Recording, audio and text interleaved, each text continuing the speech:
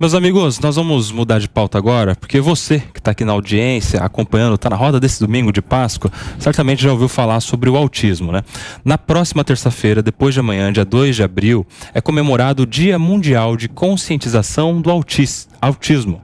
Segundo pesquisa do Centro de Controle e Prevenção de Doenças dos Estados Unidos, em 2000, o país registrou um caso a cada 150 crianças observadas. Já em 2020, houve um salto gigantesco e uma a cada 36 crianças foi diagnosticada com o espectro do autismo. O Brasil tem uma profunda ausência de informações e dados atualizados sobre o autismo. Um dos últimos dados que se tem notícia é de 2010 e vem um estudo da OMS, Organização Mundial da Saúde, que traz 2 milhões de pessoas com espectro do autismo no país. A verdade é que tanto portadores do autismo quanto familiares e a população em geral ainda tem muitas dúvidas sobre isso. E para entendermos um pouco mais, principalmente sobre os direitos dos autistas, é que a gente fala agora com o meu amigo, o advogado, Dr. Vinícius Vilela, que é um advogado especialista em direito dos autistas. Boa tarde, Vinícius. Uma feliz Páscoa para você. Muito legal te receber aqui no Tá na Roda. Muito boa tarde, Kobayashi. É um prazer estar aqui. Boa tarde, feliz Páscoa para todos. Acho que é um assunto bem legal para a gente tratar nesse domingo de Páscoa, até porque a gente, de alguma maneira, acaba abraçando uma causa bem legal, que é essa causa das pessoas que trabalham na militância, na defesa dos direitos da pessoa do espectro do autismo, né, Vinícius? Esses dias eu vi uma notícia que fala sobre as negativas dos planos de saúde. As negativas para o tratamento dos autistas está liderando o ranking das negativas dos planos de saúde. Como é que você tem visto esta questão dos direitos dos autistas em relação aos seus tratamentos pelos planos de saúde? Exatamente, Kobayashi. Recentemente, agora, o IDEC, o Instituto de Defesa do Consumidor, publicou um estudo que analisou mais de 40 mil processos só no Tribunal de Justiça de São Paulo. E desses 40 mil processos envolvendo negativas de plano de saúde, a negativa de tratamento para autistas lidera isoladamente esse ranking, seguindo com mais de 16 mil processos referentes apenas à negativa aos autistas. E aí, em segundo lugar, vem com 3 mil processos a negativa por tratamento de drogas e outras doenças. Mas o número é muito alarmante de negativa para o tratamento do autismo. Como você bem ressaltou, o número de diagnóstico de autismo tem crescido absurdamente, são números alarmantes, e em decorrência disso, os planos de saúde, infelizmente, têm negado o tratamento para esse tipo de enfermidade, né? Sim. Vinícius, a gente vai abrir a nossa roda aqui para perguntas e começa pelo Diego Tavares. Doutor Vinícius, muito boa tarde, um prazer falar com você aqui no Tá na Roda. Ainda nessa linha dos tratamentos, doutor, nós sabemos que um dos tratamentos mais eficazes, segundo alguns estudos, principalmente estudos internacionais, é o tratamento do espectro com medicamentos à base de canabidiol. Como que isso está sendo encarado pela justiça brasileira? Estão concedendo o tratamento, estão determinando que o SUS ou que o plano de saúde forneça, ou isso ainda encontra negativa dentro do Poder Judiciário? Diego, boa tarde. Um dos principais tratamentos que está sendo utilizado para o autismo é realmente a utilização da cannabis. E, de fato, a gente só tem conseguido isso mediante ações no Poder Judiciário. Então, é necessário ingressar com uma ação e o Poder Judiciário tem concedido o tratamento quando há um relatório médico detalhado especificando para o caso concreto. Então, não há uma receita para todos, né? É necessário que o médico indique a dosagem e o medicamento para cada caso concreto. E, nesse caso, o Poder Judiciário tem concedido medidas judiciais nesse sentido. Vinícius, a pergunta agora é do Wilson Pedroso. Doutor, uma pergunta. Juridicamente é separado em 3 questões: saúde, educação e o previdenciário. Na educação, principalmente para orientar as pessoas que não têm muita informação, quando vai matricular um filho numa escola e esse filho não é aceito, como ele deve proceder? E se hoje o senhor enxerga que as escolas estão mais preparadas para receber esse tipo de aluno? Sim, boa tarde.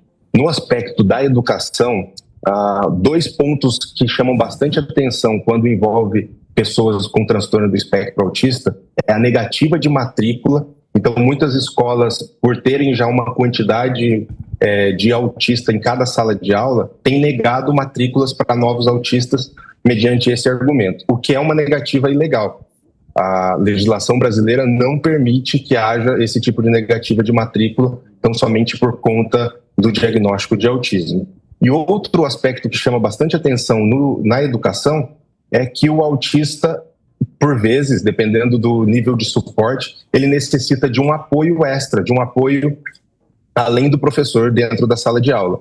E esse também é um direito, e se não concedido ou pelas escolas particulares, ou pelo Estado, ou pelo município na educação pública, também é necessário uma medida judicial e os tribunais brasileiros têm concedido medidas judiciais nesse sentido, para conceder esses direitos.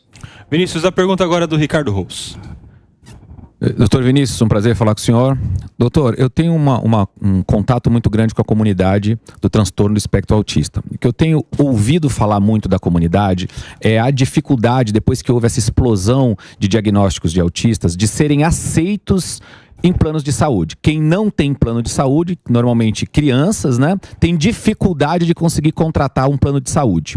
E outro ponto, como está sendo essa questão no SUS, para quem não tem plano de saúde, porque quando você tem um plano de saúde, você vai, no pior dos casos, judicializar, e é aquilo que a gente falou no começo aqui da sua fala, né? Vai judicializar e muitas vezes tem ganho essas ações judiciais, liminares e tal. Mas quando não tem plano de saúde e acaba não conseguindo fazer, no SUS, é judicializando também que ele consegue, ou a comunidade está sendo muito bem aceita pelo SUS? Como é que está a questão no Sistema Único de Saúde brasileiro? Ricardo, é um prazer estar aqui falando contigo também.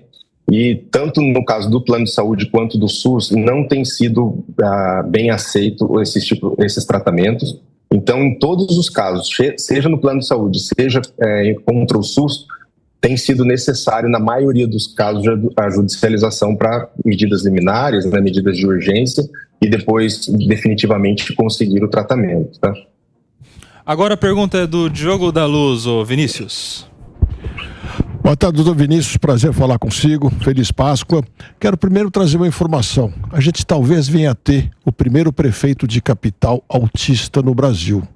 O hoje deputado federal Amo Mandel concorre, por enquanto pré-candidato à prefeitura de Manaus, está liderando ali, muito próximo com o atual prefeito, boa chance de ganhar, e seria talvez um nome forte para fortalecer essa causa toda, né? Mas eu quero insistir no que falou o Ricardo Rous aqui. Me parece que se o SUS regulasse a forma de tratar o autismo de maneira bem clara e rápida, seria muito mais fácil de poder exigir isso dos próprios planos de saúde privados, não é não? Não seria a falta disso? Pode continuar. É que eu achei que tinha entrado uma voz aqui, mas me parece, deixando bem claro aqui, me parece que o caminho é o SUS regular tudo isso, ou se for o caso, o Congresso, eu acho que não, acho que basta o SUS começar a implantar isso para que daí os planos de saúde tenham que seguir, não seria assim? Diogo, boa tarde e feliz Páscoa para você também. De fato, se houver uma regulação pelo SUS, me parece que em decorrência disso os planos de saúde deveriam atender também os tratamentos. O grande detalhe, quando se trata de transtorno do espectro autista, é que é muito individualizado o tratamento. Então, até nesses casos que nós mencionamos aqui, que estão sendo judicializados, boa parte das negativas do plano de saúde, às vezes não é nem de negativa completa, mas é apenas de diminuição da carga horária. Então, por exemplo, o médico receita para um determinado paciente uma quantidade de terapias e o plano de saúde quer cobrir apenas metade ou parte dessas terapias. E isso também envolve o SUS. Então, a gente precisa analisar muito bem o caso concreto ali para verificar qual que é o tratamento indicado para cada autista. Vinícius, agora a pergunta é do Mano Ferreira. Boa tarde, doutor Vinícius. Muito obrigado por estar aqui conosco. Feliz Páscoa. A minha pergunta vai para o caso daquelas pessoas que têm baixa renda e possuem essa condição. Como que funciona o acesso ao benefício de prestação continuada da Previdência? Quais são os requisitos e como que uma família que eventualmente tem um filho autista pode acionar e ter acesso ao sistema previdenciário? Legal, mano. Feliz Páscoa para você também. Prazer é meu estar aqui contribuindo. Com relação ao benefício de prestação continuada, ele é popularmente conhecido como LOAS, porque ele está previsto lá na Lei Orgânica da Assistência Social, né? Um detalhe muito importante quando se refere ao autismo é a lei chamada Lei Berenice Piana, que para fins legais, para fins jurídicos, ela equiparou o autismo à deficiência. Então, do ponto de vista médico, a gente já sabe que o autismo não é uma deficiência, mas do ponto de vista jurídico, ele foi equiparado em relação a direitos a qualquer deficiência. Então, com relação a esse aspecto, por ser equiparado à deficiência, a legislação brasileira concede aos autistas também o benefício de prestação continuada, porque esse é um benefício assistencial, ou seja, a pessoa não precisa contribuir para o INSS para poder receber esse benefício. E esse benefício assistencial, ele é ou para maiores de 65 anos, ou para pessoas portadoras de deficiência, onde se enquadra juridicamente os autistas. E os requisitos para a concessão desse benefício é que a renda familiar seja de 1/4 do salário mínimo per capita. Ou seja, uma família de 4 pessoas tem que ter uma renda familiar de um salário mínimo. Só que esse requisito da renda também ele é bastante relativizado nos tribunais brasileiros. Por quê? Porque tem pessoas que, embora tenham uma renda um pouco maior de um salário mínimo, ainda assim não é suficiente para custear todo o tratamento. Então, quando você consegue demonstrar que há despesas para o tratamento dessa pessoa autista que extrapolam a renda familiar, os tribunais também têm concedido o benefício de prestação continuada nesses casos.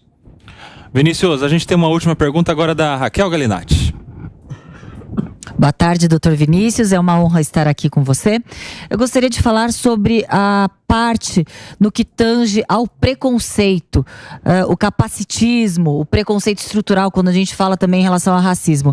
Quando a gente fala o autismo, muitas vezes imperceptível aos olhos. Então, muitas pessoas, elas podem ter situações discriminatórias, mesmo que, num primeiro momento, não é identificado que ela necessita de tratamento diferenciado. Então, eu queria saber, na sua opinião, como que pode haver uma blindagem, não só de políticas públicas, inovações legislativas, mas blindagens judiciais para que essas pessoas que têm o autismo e merecem todo o respeito e proteção, não sofram e assim tomem providências posteriores. Boa tarde, Raquel. Um feliz Páscoa para você também. O prazer é meu estar aqui. Com relação a este assunto que você tocou, é de suma importância. E nesse aspecto até existe a chamada CIPTEA, ou Carteira de Identificação da Pessoa com Autismo, para que justamente ela possa se identificar como portadora do transtorno do espectro autista e então usufruir desses direitos. E aí, para fins de resolução de discriminatórias, é necessário uma aplicação rígida da legislação e do poder público, especialmente tanto fiscalizatório quanto sancionatório, né? Tá aí, a gente quer agradecer demais a presença aqui no Tá na Roda desse domingo de Páscoa do meu amigo, advogado, Dr. Vinícius Vilela, que é um advogado especialista, tem uma obra, inclusive um livro sobre os direitos dos autistas. Obrigado, viu, Vinícius? Volte sempre aqui à Jovem Pan, ao Tá na Roda, as portas estão sempre abertas, uma honra ter você com a gente. Muito obrigado, Kobayashi. Foi um prazer estar aqui contribuindo. Uma feliz Páscoa a todos no estúdio e a toda a audiência. Abração. Turma, vamos falar um pouco sobre esse assunto, porque a gente vê aqui, né, tantos direitos que a gente vê que a pessoa do espectro do autismo tem e que às vezes são negligenciados, não são nem sabidos pela população em geral. Quantas famílias têm uma criança que é do espectro do autismo e nem sabe o direito a um benefício previdenciário, não sabe que tem o direito de acesso a uma escola de qualquer natureza, porque a gente não tem mais aquelas escolas especiais.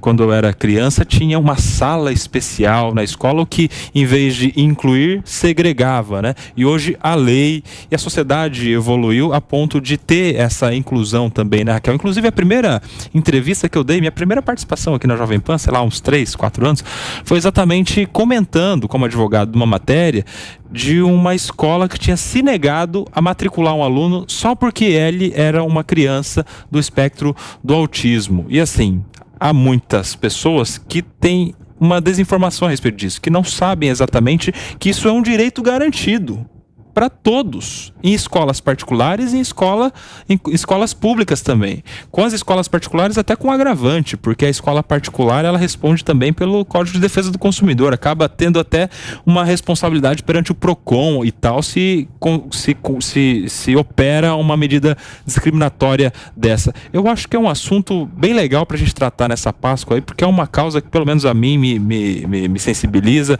que é o de ajudar as pessoas, nesse caso as pessoas do espectro do autismo e também as famílias, porque as famílias, quando tem uma criança dessa, ou até um adulto, porque a gente tem adultos do espectro do autismo também, inclusive outro dia eu estava vendo no Instagram, tem um adulto autista que é o Ricardo, que virou um influencer, não sei se vocês já viram. É muito fã. Bom, eu sigo ele nas redes. Virou um influencer, ele é bem legal, assim, os papos, as conversas que ele tem com a mãe dele, enfim, criança ou adulto, a família inteira se vê envolvida nessa causa, Raquel. Eu acredito que é essa forma de preconceito que é vivenciado de forma muitas vezes até silenciosa por aqueles, não só pelos autistas, mas principalmente pelos seus familiares. E a sociedade, ela tem que atrair para si esse problema. A gente fala de várias formas preconceituosas e principalmente na vulnerabilidade social ou até mesmo a vulnerabilidade entre quatro paredes. Quando a gente fala muito no aumento de violência contra a mulher no período pandêmico, não se falou tanto no aumento de violência contra os deficientes, contra os menores e vulneráveis. E é sim uma situação que a gente ainda não toca, a gente ainda não fala na gravidade, na importância que deveria ser falado. Porque são várias famílias que têm essa situação, essa problemática, passam por diversas situações discriminatórias ou negativas de participação social em clubes, escolas, em situações em que não podemos aceitar como normal. E sem contar a violência, sim. É muito grave a situação em que os deficientes, os menores e vulneráveis que não conseguem verbalizar os atos criminosos que sofrem, vivem de forma silenciosa, de forma cruel. Wilson, não, e vocês sabem que também muita informação e exame, né? Porque eu vi os números de 155 para 1, de 36 para 1 hoje. Eu vou falar sem ter certeza. Meu sentimento é que até os exames hoje para detectar o autismo são muito maiores. Porque você pega uma geração, se você for na internet, que nem a Letícia Sabatella, uma atriz, ela descobriu que era autista aos 52 anos. Sim. Tem uma outra psicóloga que descobriu aos 40. A psicóloga tratou durante 10 anos como se fosse depressão e ela tinha autismo. Porque na época que a mãe dela teve, e na época que a mãe da Sabatella teve também, não tinha esse monte de exames que detectavam o autismo. Informação, faltava. Não, e o próprio exame. Os exames hoje avançaram de uma tal forma que na barriga da mãe você descobre diversas doenças que antigamente não eram detectadas e as crianças eram tratadas com outro tipo de doença e não autismo e não o que realmente tinham.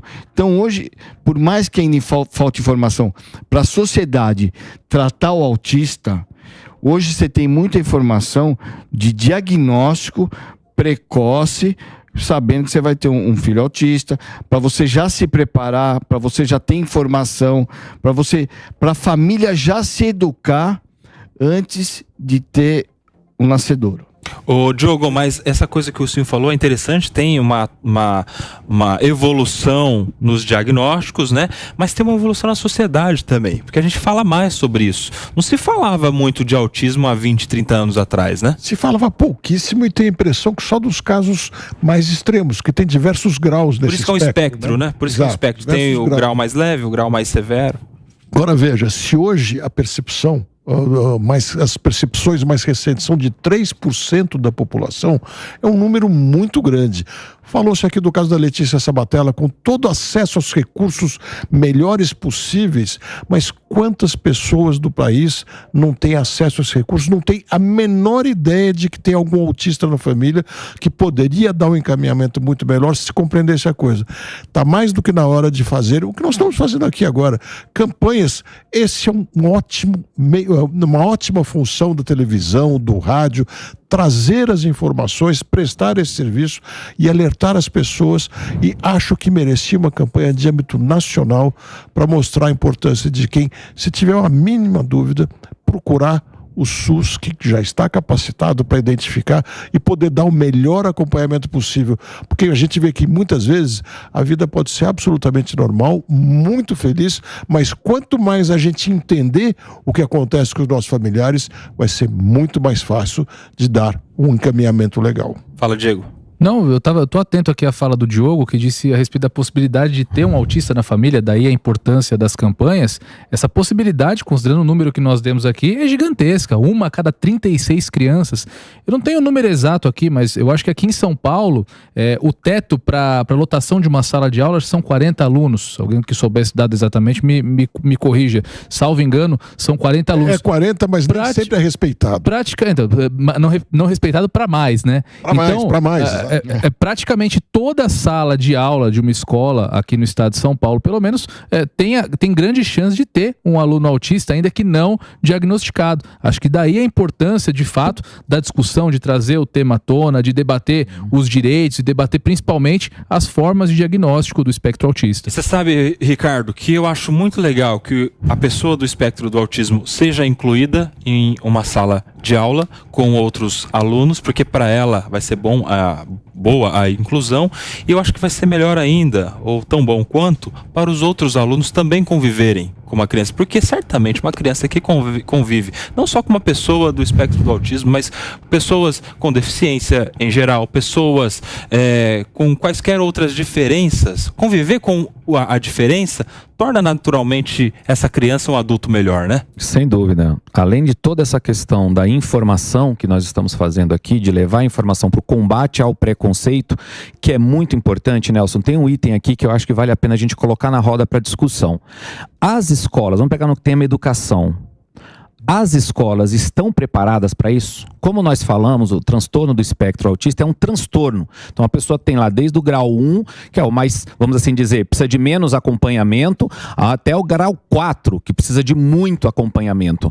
E na sala de aula das escolas, em especial pública, porque nós sabemos que tem muita dificuldade nas escolas privadas, mas que algumas escolas privadas têm mais estrutura. Aí a discussão é essa escola receber o aluno e tem que receber esse aluno e pode ser judicializado. Mas nas escolas, nas salas de aula da rede pública de ensino, elas estão aptas a receber essa pessoa que tem a necessidade de um acompanhamento maior. Vamos imaginar um autista de grau 2, 3 ou até de grau 4, uma escola pública está apta a receber isso? Acho que esse é o grande questionamento, que eu converso com muitas famílias que têm filhos autistas e elas reclamam exatamente sobre isso. Não é só a necessidade da negativa da matrícula, em especial na rede pública, que é pequena essa negativa, mas uma vez esse aluno matriculado, o atendimento e o acompanhamento. Tem autista que precisa ter um acompanhamento em tempo integral.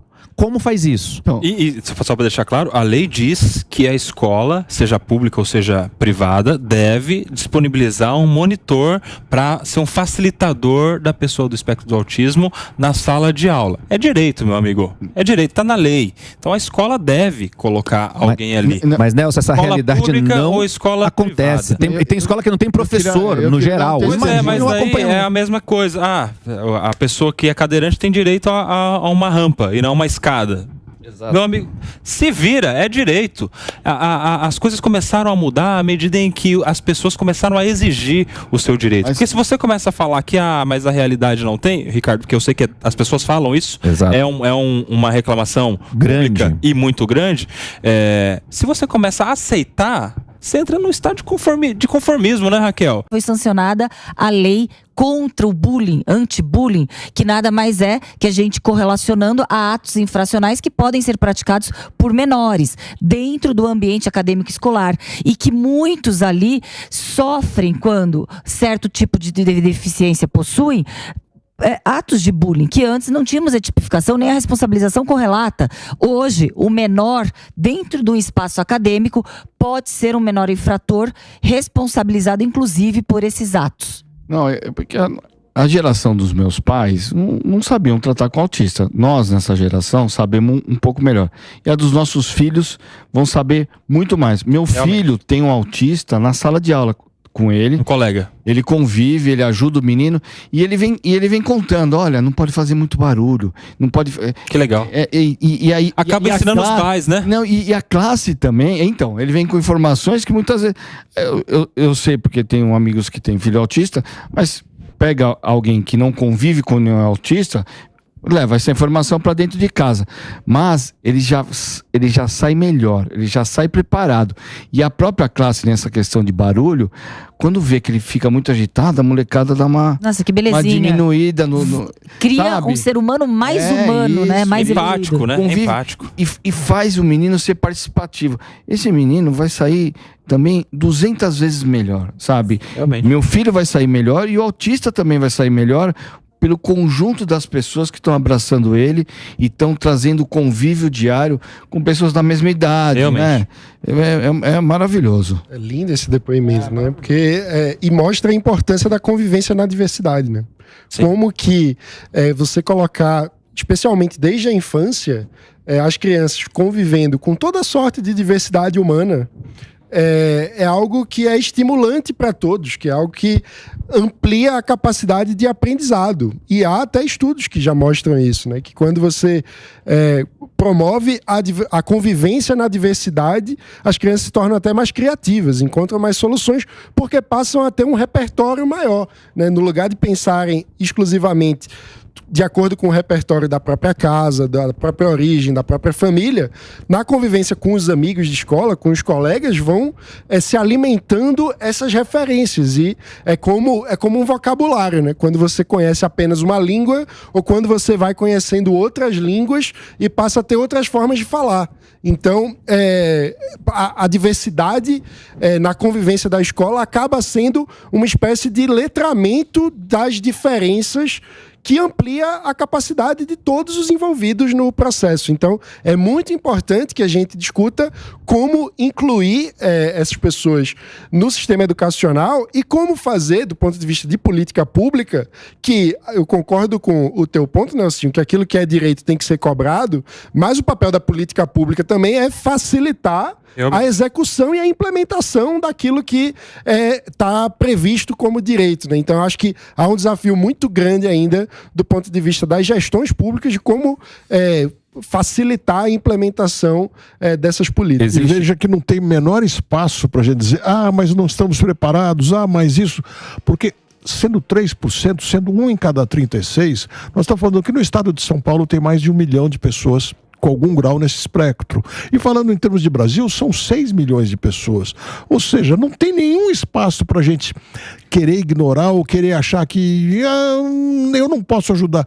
É um problema de todos nós, ou muito provavelmente é uma solução para todos nós, se a gente souber tratar isso com a devida seriedade, com a responsabilidade e atenção, como o depoimento que o senhor trouxe aqui. Diogo, sabe um ponto que a administração pública pode olhar com mais carinho, que eu também ouço muito na comunidade, são os pais dos autistas, que convivem com essa criança, muitas vezes o tempo todo, que levam para a escola, que recebem várias negativas de direitos estabelecidos, enfim, trabalhar, ajudar esses pais, em especial as mães, que sofrem muito nesse processo inteiro, e não há quase nada que auxilie, em especial na saúde mental dessa mãe, que tem uma sobrecarga, além das atividades de mãe normal, de cidadã, de mulher, de trabalhadora, ter um filho, muitas vezes com transtorno de espectro autista, que vive numa sociedade que ainda não está tão preparada. Por isso esse trabalho de informação bacana que a gente está fazendo aqui, que hoje na nossa sociedade tem cada vez mais,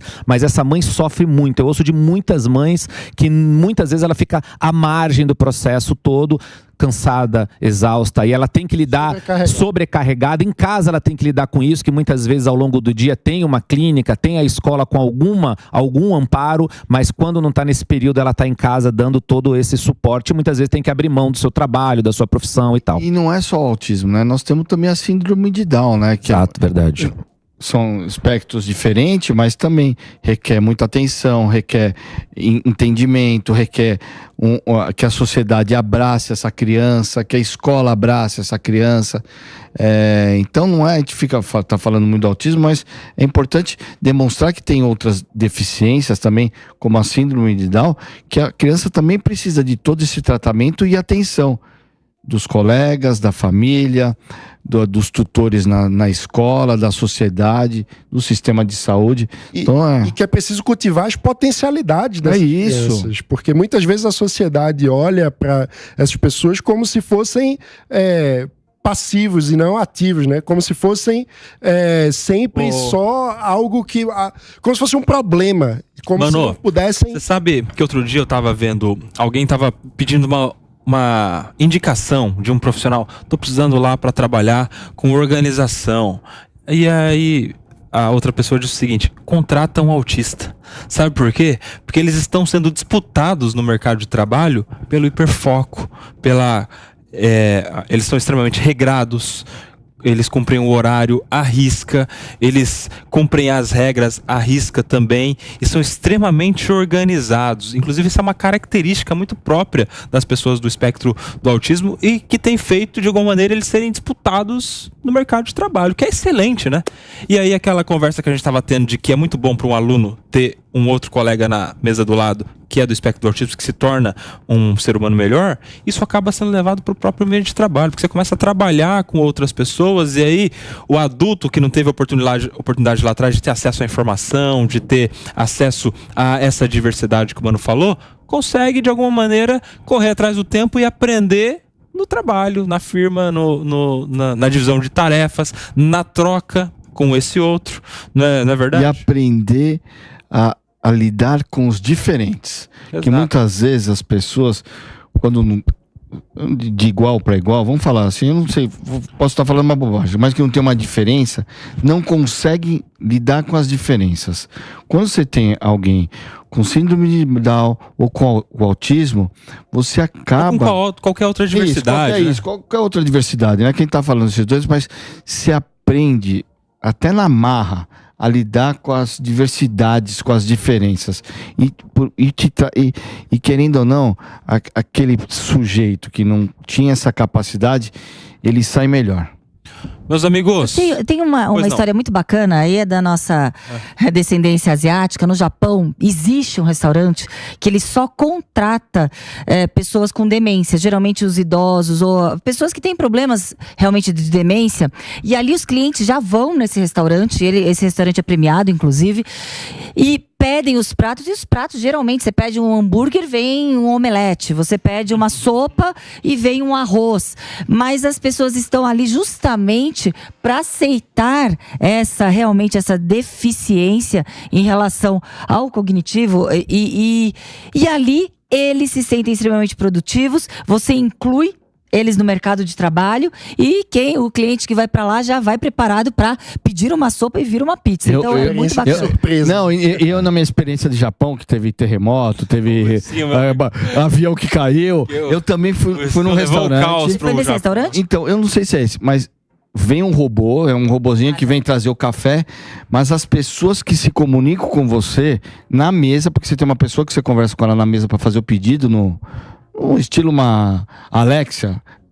E o robô são pessoas com síndrome de Down que conversam com você da casa delas. Oh, que legal. Elas da casa delas conversam com você, você faz o pedido, aí o robozinho vem, você conversa com o robozinho. Legal. Tá. Se me permitir, rapidamente, eu queria recomendar um livro sobre autismo. O título parece um pouco estranho. É A Incrível História do Cachorro Morto.